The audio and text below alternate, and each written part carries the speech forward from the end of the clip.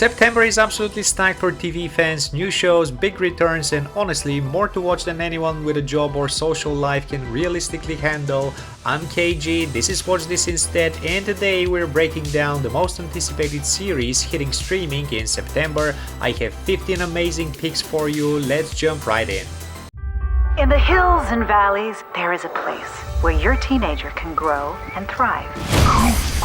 We are starting things off with Wayward, a Netflix limited series from feel-good creator Mae Martin, debuting on September 24th. The story follows a police officer who moves with their pregnant wife to a seemingly idyllic small town, home to a prestigious academy for troubled teens. But behind the picture-perfect streets and manicured lawns lies something far darker, and it doesn't take long before the facade begins to crack. Martin not only created the show, they also star as Alex Dempsey, the police officer who steadily realizes Tall Pines is rotten at its core. Their creative partner Ryan Scott co-showruns and executive produces. He's known for top-tier genre work like Savant and Fear the Walking Dead. The cast is also a powerhouse. Toni Collette plays Evelyn Wade, the charismatic yet ominous head of Tall Pines Academy. Her performance is already being described as both commanding and quietly terrifying. Sarah Gadon stars as Alex's wife Laura, and Patrick J. Adams rounds out the cast. The series runs 8 episodes, blending psychological horror with surreal small-town dread. Think Booksmart meets One Flew Over the Cuckoo's Nest, but with a pitch-black edge, a comparison Martin made during early interviews. Despite the serene forest setting and neat streets, the tone seems to be ominous and the setting deceptive.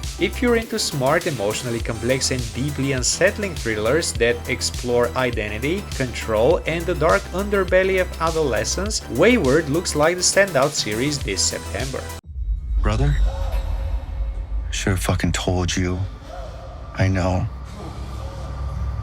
Next on the list is Black Rabbit, which looks like one of those slow-burn, character-driven thrillers you start at 10 PM thinking you watch one episode and next thing you know it's 3 AM and you're questioning every sibling relationship you've ever known. This new Netflix limited series debuts on September 18th and stars Jason Bateman and Jude Law as estranged brothers, Vince and Jake Friedkin, whose uneasy reunion sets off a chain reaction of secrets, violence, and long-buried trauma. Jake owns an upscale New York City restaurant and seems like he has it all together, and Vince, let's just say he's the wild card, a troubled man caught in the spiral of addiction, grief, and unresolved guilt. And when Vince shows up out of nowhere asking for a second chance, things unravel fast. It's moody, it's tense, it's very New York, shot through with neon shadows and steamy kitchen backdoors. Behind the scenes, there's plenty of pedigree. The show is created by Zach Palin and Kate Sussman, who reportedly drew on their own experience in NYC's restaurant scene to craft the world of the show, and the first 2 episodes are directed by Jason Bateman himself. If you're into dark psychological dramas with moral ambiguity, family dysfunction, and the kind of stylish tension that makes your shoulders tighten without realizing it, Black Rabbit is absolutely one to watch this September. South Georgia's having open tryouts. I'm gonna do a Mrs. Doubtfire, but with football. Next on the list is Chad Powers. Think of it as the off-season tabloid headline brought to life. A former college quarterback reboots his career under a fake identity and chaos ensues. Glenn Powell stars as Russ Holiday, whose misbehavior derails his promising future. So he disguises himself as a new guy, Chad Powers, and walks onto a struggling Southern football team, and nobody has the faintest idea who he really is. It's co-created and co-written by Glenn Powell and Michael Waldron of Loki fame. Executive producers include Eli and Peyton Manning, and the show leans heavily into its football comedy roots with real insider juice. The cast also includes Steve Zahn, adding flair and unexpected depth to this comedic sports world. Tonally, it's light on its feet but heavy on character-driven comedy, like if Ted Lasso had a midlife identity crisis. Glenn Powell embraces the absurdity, applying wild prosthetics and a fake nose to transform into Chad, which fuels much of the show's humor and charm. Each episode runs about 30 minutes, starting with 2 drops on premiere day and rolling out weekly after that. with football, wigs, mistaken identities, and rom-com vibes snagged from Major League and Bull Durham, it hits the sweet spot of energetic character-led streaming. If you're a fan of smart sports comedies with heart and like the idea of Glenn Powell pulling off an over-the-top disguise to chase redemption, Chad Powers looks like the faux surprise we didn't know we needed. 人間の感情というものはね、見えない糸だ。 If you've ever wondered what it would feel like to wake up in an empty Tokyo where your survival depends on beating deadly games based on playing cards, Alice in Borderland has you covered. And now it's back for a highly anticipated third season. This Japanese sci-fi thriller follows Arisu, a disillusioned gamer, and Usagi, a resilient climber, as they're pulled into a twisted parallel world called Borderland. In this place, every card holds a different game, and failing to play means dying. Sounds bleak? It is, but it's also ridiculously compelling. Season 3 continues the mind-bending journey, promising new games, even higher stakes, and the return of fan-favorite characters, along with some new faces. Visually, the show is stunning. A desolate cityscape, cinematic action, and some of the most tense game sequences on TV. And tonally, it's this brilliant mix of psychological survival drama and emotional character study. Based on a manga series, Alice in Borderland has quietly built a cult following and became one of Netflix's most watched non-English shows globally. If you like shows like Squid Game but want something with more mystery, deeper character arcs, and a bit of psychological weight under the action, this one's worth catching up on before Season 3 drops on September 25th. You can't stay on the run forever. I need your help. You need to go back to school. It was a mistake, leaving you. If you thought Gen V Season 1 was chaotic, bloody and deeply unhinged, congratulations, you are absolutely right. And guess what? Season 2 is on the way on September 17th, and it looks even more deranged in the best possible way. Set in the boys universe, this spin-off about superpowered college students trying to survive both academia and each other somehow manages to be a satire, a superhero show, and a very messed up coming-of-age story all at once. Season 2 promises fallout from those cliffhangers, new soups, and probably a few more scenes you want to watch through your fingers. Tonally, it still has the sharp, dark humor and moral horror The Boys is known for, but with a younger cast and a bit more campus energy. Think X-Men if it were run by sociopaths. Just Sinclair, Chance Perdomo, and Lizzie Broadway all return, and if the teasers are anything to go by, things are about to get even messier. If you like your superhero shows less cape and save the world and more unregulated trauma factory with exploding limbs, Gen V continues to deliver. Guys, the police report just came in. A guy fills a fountain with blood in the most murderous building in New York. They say it's accidental. If you love true crime podcasts, New York apartments with too much character, and watching eccentric people make terrible decisions, Only Murders in the Building is probably already on your radar. And if it's not, welcome, you're 5 seasons late, but there's still time to catch up. The show centers around an unlikely trio, Charles, Oliver and Mabel, played by Steve Martin, Martin Short and Selena Gomez respectively, who start a podcast to investigate a murder in their Upper West Side building. What starts as a quirky hobby quickly turns into an ongoing saga of bodies, secrets, and some of the most charmingly awkward detective work on television. Season 5 debuts on September 9th and continues that signature blend of cozy mystery, dry humor, and heartfelt character moments. And yes, there's another case to solve. No spoilers, but this time the stakes feel even more personal. What makes this series work so well isn't just the murder mystery, it's the chemistry between the leads. Steve Martin and Martin Short are comedy legends doing what they do best, and Selena Gomez adds this grounded, deadpan energy that balances them out perfectly. Add in snappy writing, a stylish visual aesthetic, and a new setting twist each season, and you've got a show that's managed to stay fresh without losing what made it great in the first place. If you're not caught up yet, you've got 4 delightful seasons to binge, and if you are caught up, Season 5 promises more puzzles, more laughs, and probably at least one scene where Martin Short says something ridiculous in a turtleneck. So what do we do now? Do I have to meet the parents? Ever had that gut feeling someone isn't who they say they are? The Girlfriend takes that paranoia and cranks it up to 11. Debuting on September 10th, we've got Robin Wright as Laura, a successful, protective mother who's got the perfect life on paper, and then her son brings home Cherry, played by Olivia Cook. She's charming, polished, says all the right things, and yet, from the second they meet, Laura feels something's off. This isn't just motherly skepticism, it's the start of a psychological chess match where every move counts. The story kicks off with Laura telling a lie like no other. That's straight from the original novel by Michelle Francis, and that lie, it's the domino that sends everything toppling. Robin Wright doesn't just star here. She also directs the first 3 episodes and executive produces. She's called it a wildly delicious psychological thriller, and you can tell she's having fun with the shifting perspectives and constant power plays. The creators describe the show as a family drama about love, greed and power, the kind where trust is the first thing to go. Early buzz from critics, they're calling it an edge-of-your-seat thriller full of dark mind games, with Wright and Cook's on-screen dynamic practically sparking. So yeah, if you like your thrillers tense, character-driven and dripping with suspicion, The Girlfriend needs to be on your September watchlist. Citizens arrest! Ha! Ha ha ha!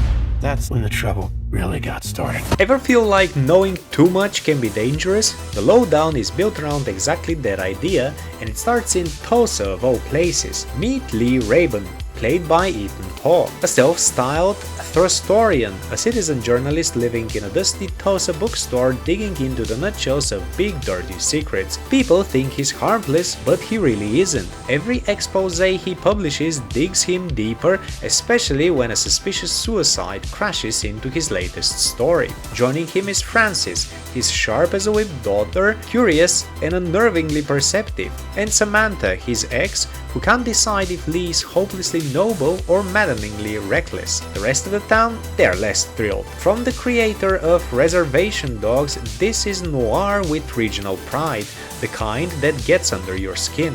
Tulsa is not set as a notion but as a living, breathing creature where the underbelly is just polished enough to be lethal. Show runs Tuesdays at 9 p.m. Eastern on FX, premiering 2 episodes back-to-back on September 23rd, then rolls in weekly, and yes, international audiences can catch it a day later on Disney+. If you're into cerebral thrillers where the lead isn't a detective but a restless truth-teller with more curiosity than street sense, The Lowdown should be on your September watchlist. Motherfucker bringing a gun to a sword fight. Sure wanted one of us dead. You dumb prick. In the world of British espionage, MI5's most unwanted agents get sent to Slough House, a dumping ground for screw-ups, burnouts and career-ending mistakes. But here's the thing. These slow horses might be rejects, but they're very good at being underestimated. Front and center, we've got Jackson Lamb, played to perfection by Gary Oldman, a chain-smoking, flatulent, razor-sharp intelligence officer who hides genius under layers of sarcasm and takeaway containers. Alongside him, River Cartwright is the ambitious young agent whose career missteps landed him in Lamb's madhouse of misfits. The ensemble is stacked. Christine Scott Thomas is the calculating Diane Taverner, Saskia Reeves as the unflappable admin Catherine Standish, and a whole roster of spies you'd both trust with your life and suspect of stealing your wallet. Based on Mick Herron's hit book series, each season has blended biting humor with intricate espionage plots, earning near-universal praise from critics. Slow Horses has even been called the best spy show on TV, not just because of the tense twisty missions, but because the characters feel so real, flaws and all. This upcoming season 5 debuts on September 24th and is based on London Rules, the 5th book in Mick Herron's series, and it opens with tech nerd Roddy Ho showing up with a suspiciously glamorous new girlfriend. Not long after, bizarre events ripple through London, rocking MI5, threatening national security and putting Slough House at the center of chaos. If you're into espionage that's as much about the people as the mission, Slow Horses is still the best ride in town.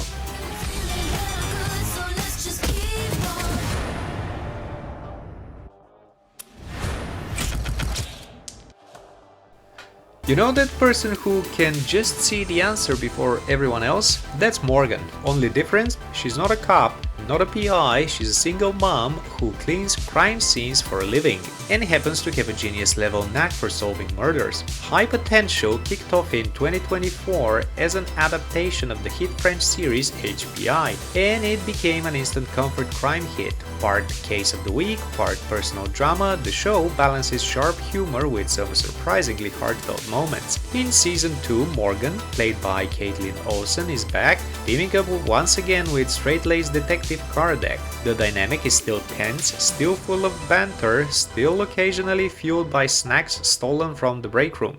This time though, the stakes are higher. Cases get stranger, Morgan's unconventional methods get bolder, and her personal life, let's just say balancing work, parenting, and an act for sticking her nose where it doesn't belong is complicated.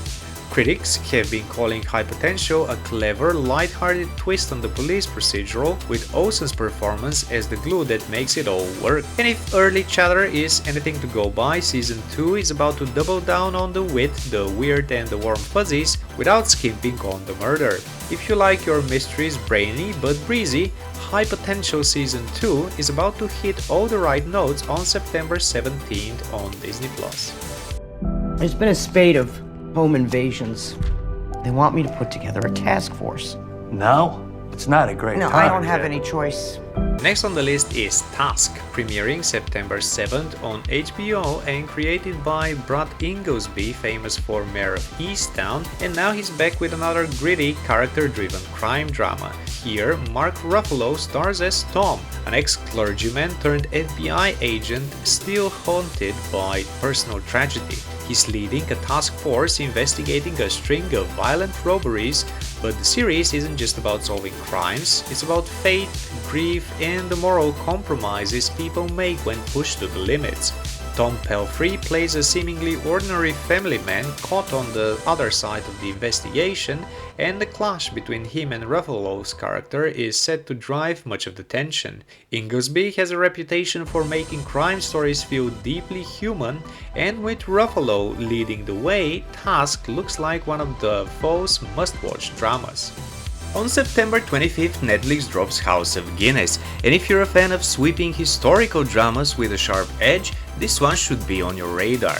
Created by Stephen Knight, the mind behind Peaky Blinders, the series follows the Guinness family in the aftermath of Sir Benjamin Guinness's death. His will unexpectedly forces two of his sons to co-lead the legendary brewing empire, and what should be a story of legacy quickly spirals into one of rivalry, ambition, and betrayal. It's being described as Succession in 19th century Dublin, with the added backdrop of New York and the growing global reach of the Guinness brand. The cast is stacked too: Louis Partridge, Anthony Boyle, James Norton, and even Jack Gleeson, all bringing serious weight to this tale of power struggles and fractured loyalties. With Knight's signature mix of atmosphere, tension, and razor-sharp dialogue, House of Guinness has all the makings of Netflix's next big prestige drama.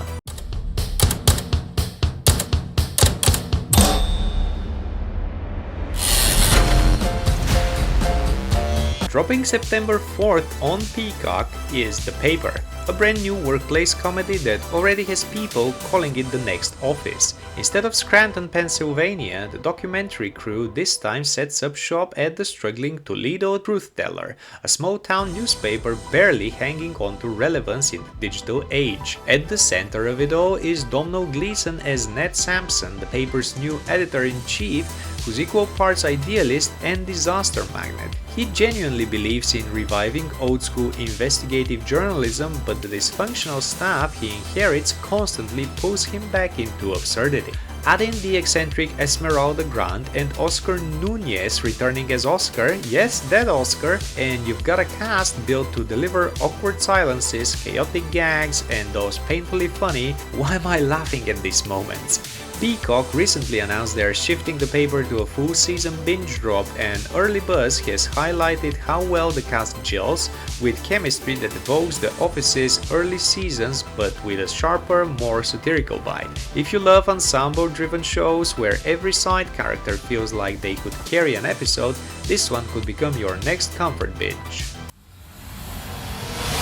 It's gonna gonna be a coordinated mass attack. Blood will be shed. Locked and loaded. Been planted for months. The hunt has begun. On the opposite end of the spectrum, Apple TV Plus is dropping The Savant on September 26th, and this one is a thriller with real-world stakes. Jessica Chastain leads as an undercover investigator infiltrating online hate groups to prevent extremist violence. The series is inspired by a true Cosmopolitan article which already makes it stand out in the current landscape of crime dramas. Chastain has been raving about the role in interviews, calling it one of the most emotionally demanding projects she's ever done. Her character lives in constant tension, balancing a double life where her safety and sometimes her family's safety is on the line. If you've seen Chastain in Zero Dark 30 or Molly's Game, you know how good she is at playing razor-sharp women walking a moral tightrope. And The Savant looks like another showcase for that energy. Behind the camera, the series is directed by Matthew Heineman, an acclaimed documentary filmmaker. His background suggests The Savant won't just be stylish, it will feel grounded and unsettlingly authentic. If you've been drawn to shows like Homeland or The Americans but want something rooted in today's online realities, The Savant looks like it could scratch that itch. It's dense, it's timely, and with Jessica Chastain front and center, it might just be Apple's big dramatic swing this fall. Our client wants you to be your bodyguard, but keep it a secret. What does that mean? Widow of a South Korean politician named Moon Ju-sol.